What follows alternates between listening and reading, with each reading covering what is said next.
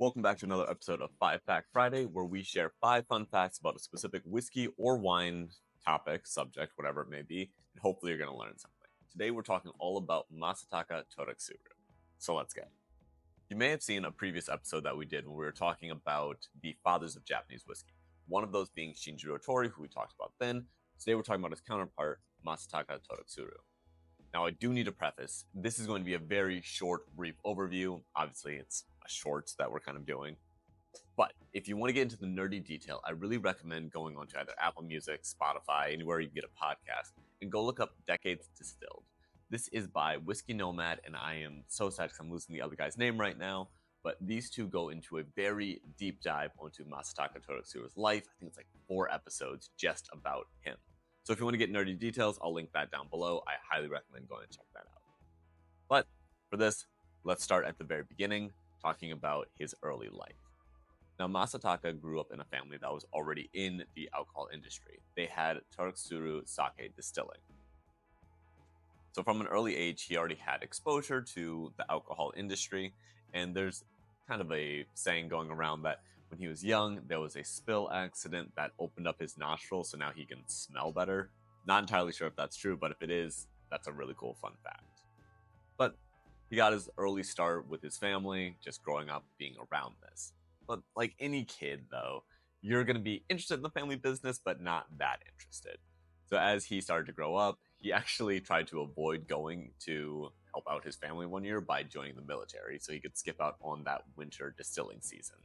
Did end up working out for him because he was able to do that, but in the long run, he's still going to end up making alcohol.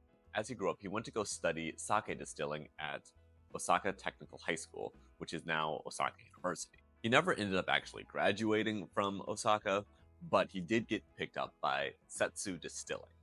At this point, as he's working with them, he starts to get a taste for Western alcohol, and like other people at the time, we're like, let's try to make scotch, but in Japan, because scotch is really good, but it's really expensive.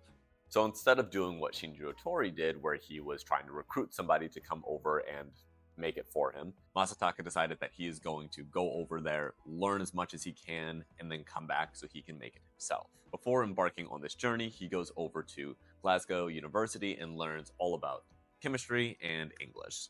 Gets all that mapped out, he's good to go.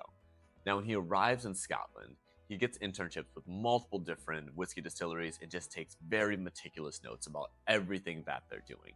This becomes known as the Japanese Whiskey Bible, which is still referenced and used today. It's even so well done that before he left Scotland, he had one of his mentors actually read through all of his notes and make sure that everything made sense and that he didn't miss anything or skip out on anything.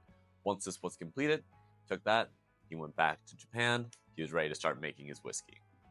However, just as fortune has it, Settsu Distillery is no longer interested in making whiskey, so he's kind of short out of luck. But lucky for him, there is someone who wants to make whiskey, and that's going to be Shinjiro Tori, and that's when they start working together. As I mentioned in Shinjiro's video, it didn't work out for them great the first time. The very first time they actually made the whiskey, it was way too heavily peated, and it did not work for the Japanese palate of that time.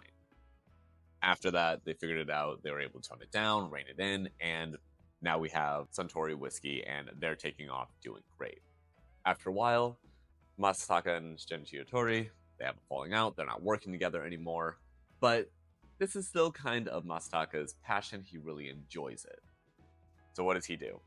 He's just living life, doing his thing, and his wife ends up having some connections with some very wealthy people who decide, hey, let's start our own distillery. And this is when you end up getting other big whiskey brand out of Japan, Nikka. So Nikka is going to be basically Masataka's by himself, and Suntory is going to be Masataka and Shinjiro Tori working together. Those are going to be your 2 big whiskey brands out of Japan that are very strictly following the Scotch way of making whiskey, and then make it the Japanese way of making whiskey. There's a lot of really interesting things that happened, again, in Masataka Taketsuru's life, from the distilleries that he was going to, everything that happened when he came back, as well as the conversation that was going on between him and Tori as they were trying to figure out what they actually wanted to do, how they wanted to do it, where they were going to do it. There is so much more to dive into. And even if you look at his wife, Rita, there is a lot to unpack with her because she was very influential in this entire process as well. So, like I said, if you want to get more nerdy about it and you want to understand a little bit more, I would highly recommend going and check out Decades Distilled. Check them out. They're going to make, honestly, a lot of whiskey things make a lot more sense. But anyways, I hope you guys learned something.